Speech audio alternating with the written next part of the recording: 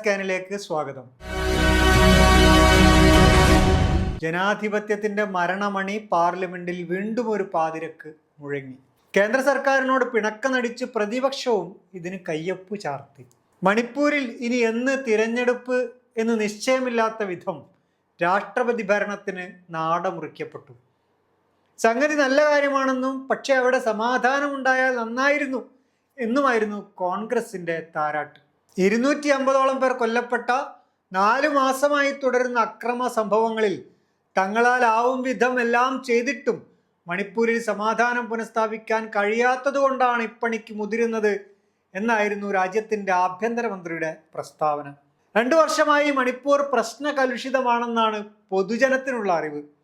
രാജ്യസഭയിൽ മല്ലികാർജുൻ ഖാർഗെ പറഞ്ഞതും അങ്ങനെ തന്നെയായിരുന്നു.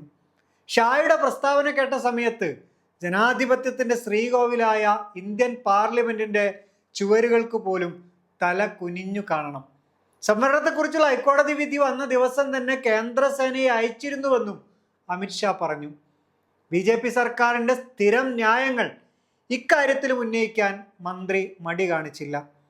ചന്ദ്രനിലേക്ക് വരെ യാത്ര പ്ലാൻ ചെയ്യുന്ന പ്രധാനമന്ത്രി പക്ഷേ മണിപ്പൂരിലേക്ക് തിരിഞ്ഞു നോക്കിയില്ല എന്ന പ്രതിപക്ഷത്തിൻ്റെ വിമർശനത്തോടായിരുന്നു അമിത്ഷായുടെ ന്യായീകരണം. BJP ഭരിക്കുമ്പോൾ മാത്രമല്ല മണിപ്പൂരിൽ കലാപം ഉണ്ടായിട്ടുള്ളത്.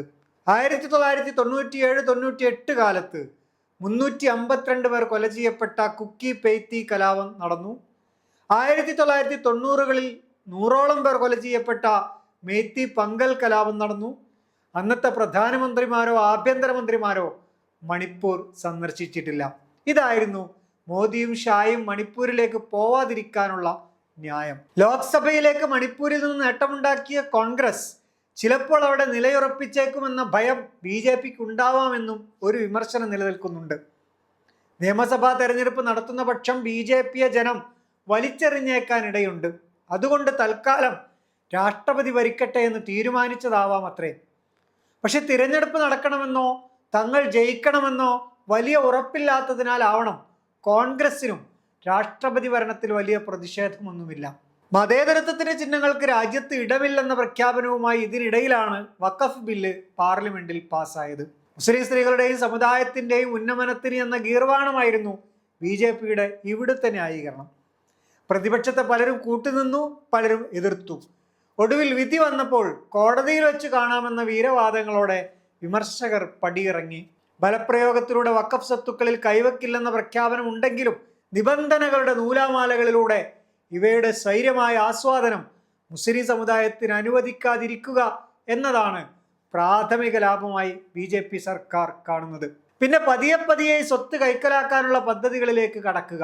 കുത്തക മുതലാളിത്തവുമായുള്ള ഹിന്ദുത്വയുടെ അവിശുദ്ധ കൂട്ടുകെട്ടിന് ഇനി വേണ്ടത് ഭൂമിയാണ് എന്നത് സത്യം. പൂർവികരായ മുസ്ലിങ്ങൾ തങ്ങളുടെ സമുദായത്തിന്റെ അഭിമാനപൂർവകമായ നിലനിൽപ്പിന് വേണ്ടി നടത്തിയ വഖഫുകളെ രാജ്യസ്നേഹത്തിന്റെ പട്ടിൽ പൊതിഞ്ഞ് ആർക്കൊക്കെയാവും തീരെഴുതി കൊടുക്കുക എന്നേ ഇനി കണ്ടറിയാനുള്ളൂ. വഖഫ് ബില്ലിൽ തർക്കങ്ങൾ ഉയർന്നപ്പോൾ ജോയിന്റ് പാർലമെന്റ് കമ്മിറ്റിയെ നിയോഗിച്ച് പൊതുജനാഭിപ്രായം സ്വീകരിക്കാൻ സർക്കാർ തീരുമാനിച്ചിരുന്നു. പൊതുജനത്തിന്റെ ആശങ്കകൾക്ക് ഇടം കൊടുക്കുന്നതിന് പകരം സർക്കാരിന്റെ നയങ്ങൾക്ക് ന്യായം ചമക്കാനായിരുന്നു ഇവരുടെ കൊണ്ടുപിടിച്ച ശ്രമം. തികച്ചും മതപരമായ വിഷയങ്ങളിൽ മതത്തിന് പുറത്തുള്ളവർക്ക് തീരുമാനമെടുക്കാൻ കഴിയുന്ന തരത്തിൽ ചട്ടങ്ങൾ ഉണ്ടാക്കുന്നതിനെതിരെ ഒരുപാട് പരാതികളും നിർദ്ദേശങ്ങളും വന്നെങ്കിലും അതൊന്നും കമ്മിറ്റി കണ്ടമട്ട് നടിച്ചില്ല. സർക്കാരിന് അതിരുകളില്ലാത്ത നിയന്ത്രണാധികാരം കൊടുക്കുന്ന നിയമം ഇസ്ലാമോഫോബിയയുടെ വർത്തമാനകാലത്ത് ഏതൊക്കെ തരത്തിലാവും മുസ്ലിം സമുദായത്തെ ബാധിക്കുക എന്നത് നിശ്ചയിക്കാനാവില്ല. സർക്കാർ ഉദ്യോഗസ്ഥരാണ് എല്ലായിടത്തും ബുൾഡോസറുകളുമായി നിരപരാധികളായ മുസ്ലിങ്ങളുടെ വീടുകളും കടകളും തിരഞ്ഞു വരുന്നതും തകർത്തെറിയുന്നതും. അവരാണ് ഇനി വഖഫ് സ്വത്തുക്കളുടെ പരമാധികാരികളായി മാറാൻ പോകുന്നത്. വഖഫ് സ്വത്തുക്കളെ വെറും സാമ്പത്തിക കണ്ണിലൂടെ മാത്രം കാണുന്ന തരത്തിലുള്ളതാണ് പുതിയ ബില്ലും അതിനായി കൈയടിച്ച JPCയുടെ റിപ്പോർട്ടും. ഉപയോഗിക്കപ്പെടാതെ കിടക്കുന്ന വഖഫ് സ്വത്തുക്കളിൽ വീടും കെട്ടിടങ്ങളും ഷോപ്പിംഗ് മാളുകളും നിർമ്മിക്കുന്നതിലൂടെ സമുദായത്തെ സമുദ്ധരിച്ചു കളയാമെന്ന തീർത്തും കോർപ്പറേറ്റ് ചിന്തയാണ് BJPയെ നയിക്കുന്നത്. ഒരു റിയൽ എസ്റ്റേറ്റ് കഴുകൻ കണ്ണുകൾക്കപ്പുറം കാര്യങ്ങളെ കാണാൻ ഇവർക്ക് സാധിച്ചിട്ടില്ല എന്ന് വ്യക്തം.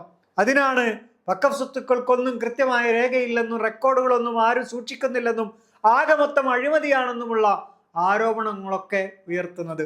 ഇതിന് കൃത്യമായ ഡാറ്റാബേസ് ഉണ്ടാക്കി കാര്യങ്ങളൊക്കെ രേഖകളാക്കാനുള്ള BJP സർക്കാരിന്റെ ലക്ഷ്യം സമുദായ സമുദ്ധാരണമാകില്ലെന്ന് എല്ലാവർക്കും വ്യക്തമാണ്. മോദി സർക്കാരിന്റെ കേന്ദ്രത്തിലെയും അതിനു മുമ്പ് ഗുജറാത്തിലെയും അനുഭവങ്ങളുള്ള മുസ്ലിങ്ങൾക്കും അതിനെക്കുറിച്ച് അറിയാവുന്ന എല്ലാവർക്കും അറിയാം ഇനിമേൽ എത്ര ഭംഗിയായിട്ടായിരിക്കും വഖഫ് സ്വത്തുക്കൾക്ക് മേൽ BJPയുടെ നിയന്ത്രണവും നിരീക്ഷണവും സംഭവിക്കാൻ പോകുന്നത് എന്ന്. ഇത്രയും സ്വത്തിന്റെ വിവരങ്ങൾ കൈക്കലാവുന്ന BJP കയ്യും കെട്ടി നോക്കിയിരിക്കുമെന്ന് കരുതാനാവില്ല. 5 കൊല്ലം പ്രായോഗിക തലത്തിൽ മുസ്ലിമായി ജീവിക്കുന്ന ഒരാൾക്ക് അവരുടെ സ്വത്ത് വഖഫ് ചെയ്യാനാവൂ എന്ന നിബന്ധന ഏതായാലും മതവിധികൾ അടിസ്ഥാനപ്പെടുത്തിയതല്ല, മതേതരത്വത്തിന് വില കൊടുത്തുകൊണ്ടുള്ള ഒന്നുമല്ല, മതപരിവർത്തനത്തെ ഭയപ്പെട്ടുകൊണ്ടുള്ള സംഘപരിവാര അജണ്ട മാത്രമാണിതെന്ന് വ്യക്തം. വഖഫ് നിയമത്തിന്റെ പേര് മാത്രമല്ല ഈ നിയമനിർമ്മാണത്തിലൂടെ മാറ്റപ്പെടുന്നത്, ഒരു സമുദായത്തിന്റെ ധാർമ്മികവും ആശയപരവുമായ അധികാരത്തെ ഇല്ലായ്മ ചെയ്യുക കൂടിയാണ്. സ്വന്തത്തിനു മേൽ പോലും അധികാരം നഷ്ടപ്പെട്ടു പോകുന്ന ഒരു സമുദായമായി ഇന്ത്യൻ മുസ്ലിം മാറുന്നതിനാണ് ഇപ്പോൾ രാജ്യം സാക്ഷ്യം വഹിക്കുന്നതെന്ന് പറയാതെ വയ്യ. രേഖകൾ ഹാജരാക്കാൻ കഴിയാത്തവർ പൗരന്മാർ പോലുമല്ലെന്ന് തീരുമാനിക്കാനാവുന്ന ഒരു ഭരണകൂടത്തിന് കീഴിൽ രേഖകളില്ലാത്തതൊന്നും വഖഫല്ലെന്ന് വിധിക്കാൻ അധികമൊന്നും കടമ്പകൾ കടക്കേണ്ടി വരില്ല.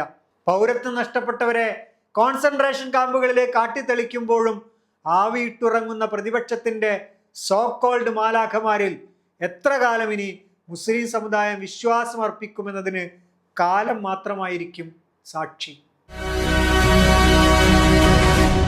ഒരു പേരുമാറ്റം കൂടി വാർത്തകളിൽ ഇടം പിടിച്ചിട്ടുണ്ട്.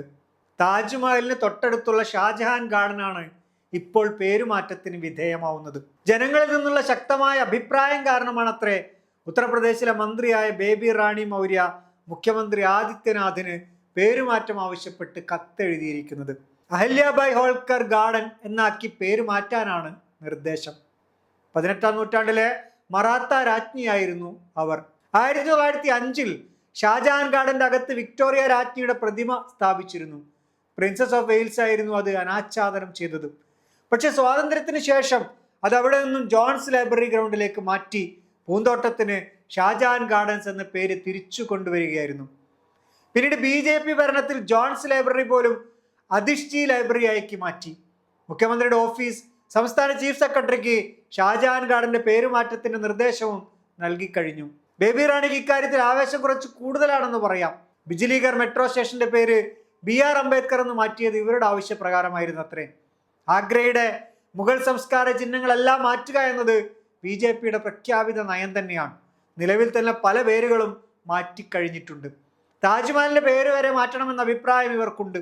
ചരിത്രം വായിക്കുന്നതിനെതിരെ ശക്തമായ പ്രതിഷേധം ചരിത്രകാരന്മാരും പ്രദേശവാസികളും ഉയർത്തുന്നുണ്ടെങ്കിലും BJPക്കും ആദിത്യനാഥിനും അതൊന്നും വിഷയമല്ല.